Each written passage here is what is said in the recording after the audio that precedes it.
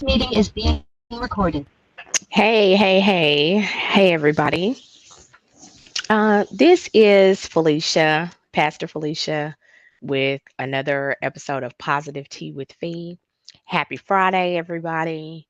So glad you guys could be here, constantly inspired by the messages and inquiries and feedback that I'm getting. 2024 has been amazing. So let's just get right into the topic. And that is stop getting distracted and get busy. I know that um, a lot of you, whenever you saw that topic, were probably like, okay, so this is for me. And believe it or not, this is actually a topic where I've had to actually take a step back and tell myself these things on more than one occasion. We've talked this year about hope. We've talked this year about attitude. We've talked about so many things that really have to do with us getting ourselves to the next level in this. And so I really feel like it resonates on a certain level to be able to kind of break down a lot of those things. And I think with this being the last Positive Tea with Fee episode in January, it's just very important that all those things that we talked about hope, attitudinal healing, and all the things that go with it, we don't lose sight of that, within our journey. And I say that because once we've made up our minds to change our attitudes, to give hope a chance, and to really take our lives in a direction of healing, then where do we go? But once we make the decision to do that, we don't need any distractions. So I think that before we get the cart before the horse, let's just break these things down. So a distraction, first and foremost, is going to be something to throw you off your game. It's going to be something to catch your attention and turn your attention to something that is not within your purpose. Okay. It's not what you're trying to do. And so a distraction is basically anything that is taking you in a direction that trying to be, you know. Um, it could be anything from something physical, financial, mental, emotional, spiritual. And it's not necessarily something bad, but it is something that, again, is pulling you away from what you're trying to do. So, with that being said, we really definitely, want to be able um, to know where we're at and to also understand what those distractions are and how we can be at a point where we're not getting distracted because you can't be distracted and busy in the same way. You can be distracted and busy with your distraction, but you can't be busy in your purpose and busy in your distraction simultaneously. And so the first thing we're going to talk about are tenants. Okay. And tenants live somewhere. Okay. Tenants are people who live in a space. Okay. And we don't want to have bad tenants renting space in our heads. Okay. That's first and foremost. One of the biggest distractions we have are anybody, okay, taking up mental, emotional space in our head where they don't need to be. If you've ever rented a place or you've ever known someone to lease or rent a place, whether it be commercial or residential or what have you, and that tenant doesn't pay rent, okay, they're one of the tenants that's always loud, so they're making other tenants uncomfortable, and they're messy, okay.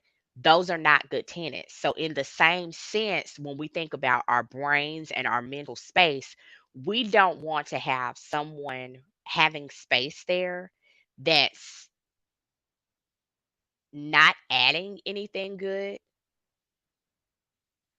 and taking away from what's already there. That's good. We don't need either. And I say that because sometimes people, they may not intentionally bring things with them, but if you have baggage and it's not good baggage, you're there taking up space and your baggage is sometimes taking up space. So we have to analyze the individuals in our circle and try to piece together what purpose they serve as tenants in our head, because it's so important that if you're going to be a tenant in my head, you're not going to be there rent free. Okay. You're not going to be there in my head taking up space, not bringing anything constructive, purposeful, and positive. You're also not going to be there rent free. So some people come in our heads as tenants and they don't do anything. They don't pay rent. They don't keep the place clean. They don't necessarily keep it dirty, but they don't do anything constructive either. They're not responding to the landlord's notices, texts, calls, emails. They're just there taking up space. Those individuals are not good tenants either. And let me tell you why. While they're taking up that specific space, you could have that space rendered to someone that you could really help. You could have that space rendered to someone who's bringing something to the table or who is inspiring you to let go of things that don't need to be there in the first place. It is so important that you don't allow that. Now, let me make this clear. A visitor and a tenant, the biggest difference is visitors come and go, tenants stay. So that's the same when it comes to tenants in our brains, tenants in our mental and emotional space. That's different than a visitor. So I'm not telling anyone to just disregard, not care about, not think about, not love. I'm not saying that.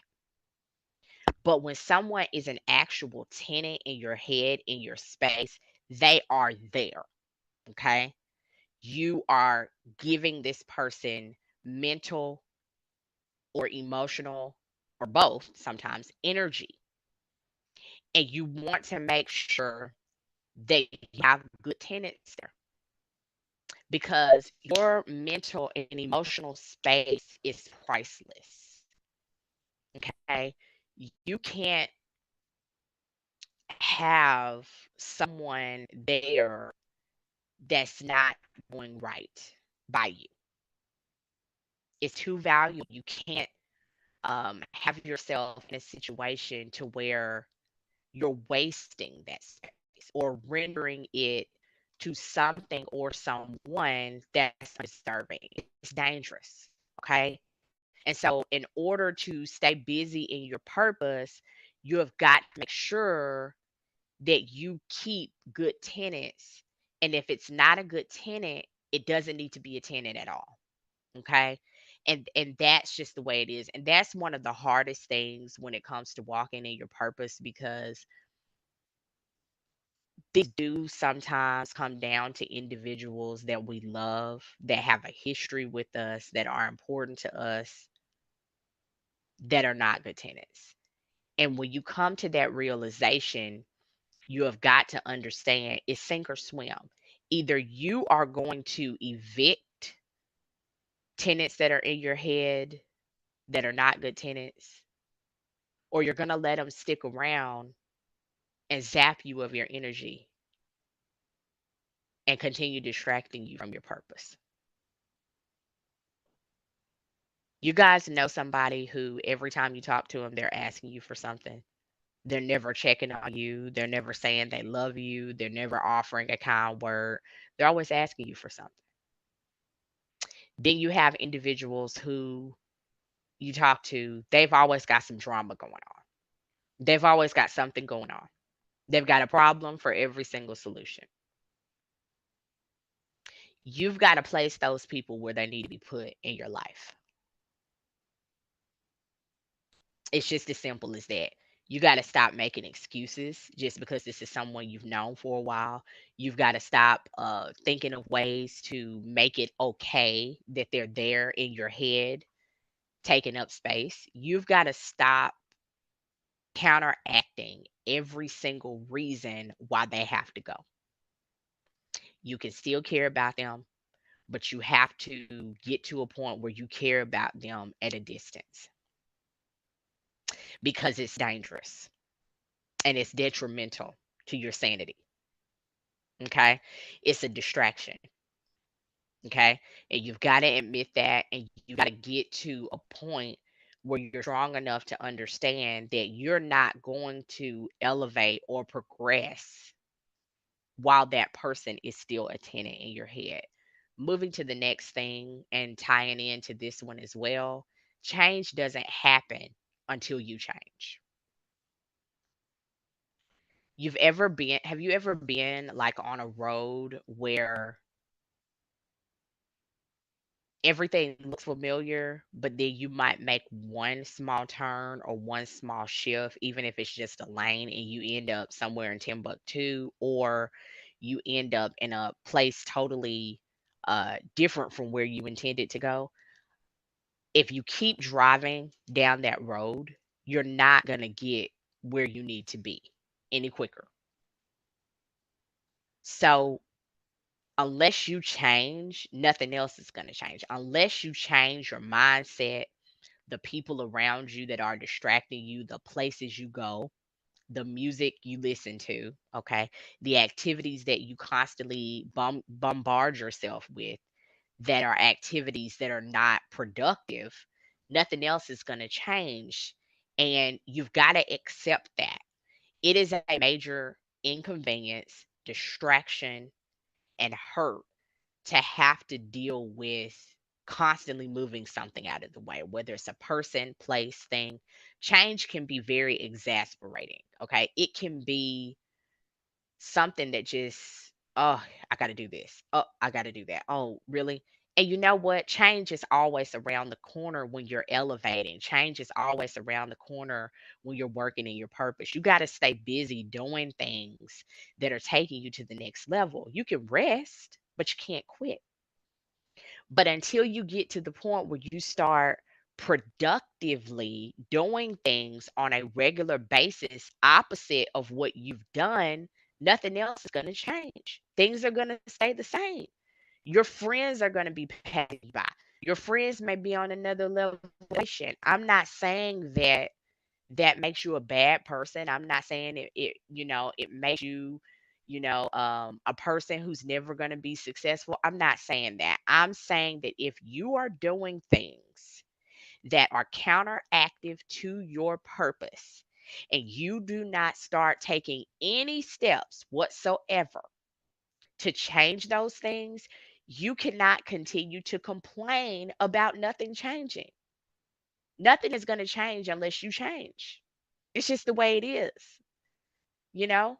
Insanity is doing the same thing over and over again and expecting a different result. You're not going to get anything different if you're deciding to stay where you are. You can decide, hey, I'm just going to change one thing a week or one thing a month, or I'm just going to tweak something. Sometimes you just have to tweak things, but a tweak is still a change, even if it's a small altercation. Alteration, sorry about that.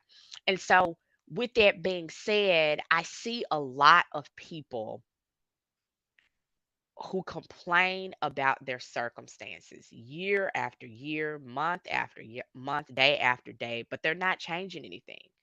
They may change the faces, they may change the game, but they don't change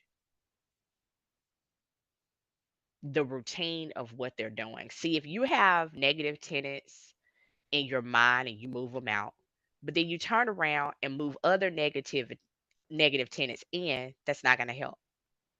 If you kick tenants out that aren't paying rent, but you bring tenants in that are destructive, which are going to run up your maintenance bills, your vendor bills, your HVAC bills, they don't want to go by the rules, but they're paying rent, then you've traded out one bad tenant for another. Okay. If you are spending too much time going shopping when you're supposed to be putting certain money aside for outreach or for ministry or for building your brand or for a project that you are working on with your son or for yourself to go to the next level in business or whatever it may be, and you keep doing the exact same thing, but now you're spending money on Timu instead of Walmart, but you're still spending the money, then nothing's going to change. You've got to get a completely different mindset from where you are. And I know it's hard because I've been there. And that's why I can tell you these things. I've been there to where you get in a routine of doing things a certain way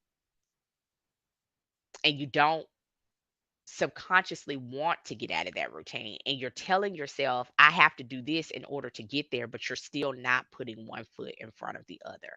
Like laying in the bed in the morning, you're so tired, you know, you have a million things to do. Well, guess what? You can think a million times, you can make a list, you can put stuff on your calendar, but until you step out of that bed, put feet to floor, you're not going to get anything done. And it's the same in life. Until you change, nothing is going to change. And you've got to be willing to take that first leap of faith to be able to get to the next level and do something different.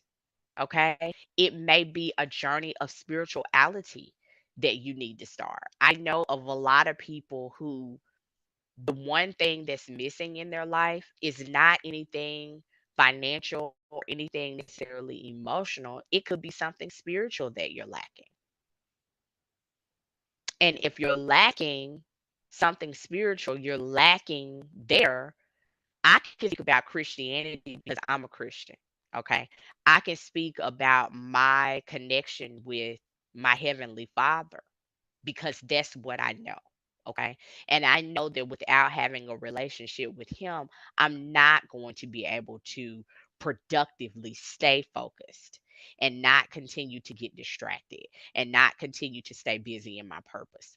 If you are listening to this and you are atheist and you don't believe in a higher power, you can tell yourself that you're not remaining focused because the universe is not providing what you needed to provide. But are you sending out the correct signals to the universe? Because we mirror ourselves, we are a mirror of ourselves. So if you are sending out a spirit of laziness, sending out a spirit of defeat, that's what's going to continue to come back to you until you change your mindset. And there's hope, as we've discussed this month in 2024 already. Okay. There's attitudinal healing, there's benefits to reprogramming a positive attitude. But until you change something, doesn't matter what that something is, doesn't matter the task, it doesn't matter if you're doing something daily, monthly, weekly, but you've got to do something different. Got to do something different. And remember that simple definition of insanity: doing the same thing over and over again and expecting a different result. Nothing's going to change. There may be some things that look different, feel different. You may approach it different. Okay. But if it's the same thing, you're going to get the same result. And in that, I'm speaking of negative things. Okay. I'm not speaking of positive things because we all know with positive things, sometimes you have to approach it in a different way. Okay. So you can maneuver things and be at a different level. But I'm speaking of negative things. A lot of times when you have the thought process of moving in a direction, but you are still approaching that positive thing with negative thinking, it's not going to get you anywhere.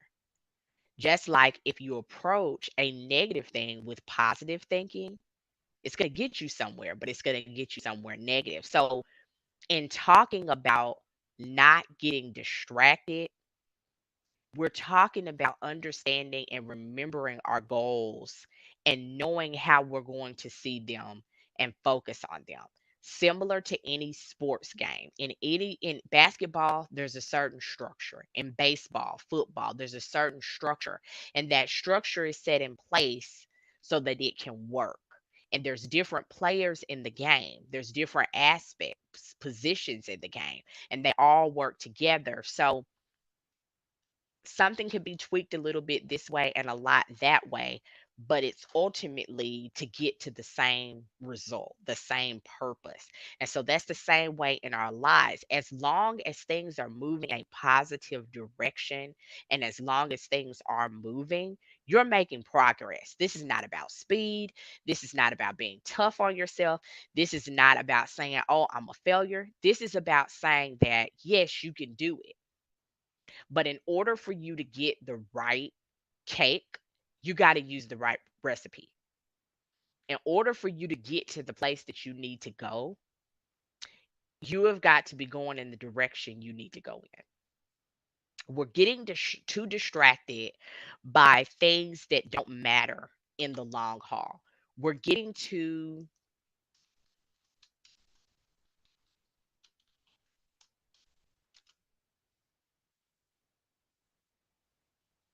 comfortable with excuses. We're getting too comfortable with the yo yo effect. Sometimes, yes, we do have to start, over again. We have to go back to the drawing board, back to the basics. Yes, we know that. But we're getting to the point where we're doing that again and again and again. You're not going to make progress if you have to continue to go back to the drawing board because you're not doing the things that you need to do to stay on the path, or you're getting distracted by things that don't matter. Which brings us to one of the main things that gets people distracted. Okay. So, Apostle D'Anthony Robinson, you know that he is one of my spiritual leaders. Okay, he's one of the people that ordained me through the so sorry, Kingdom Covenant Connections International School of Ministry. Okay, and I remember on his page he had, "You can't catch no fish watching my line. Stop comparing yourself to other people who you perceive as doing better than you." If you're so busy, distracted by what this person is doing, what that person should be doing, what this person can't do, what they may be doing, you can't focus on what's right in front of you. You can be happy for them, you can admire them, but keep it moving because you got you to focus on. I was talking to a girl the other day and she's talking about a lot of things that she'd went through to get where she's going. Okay.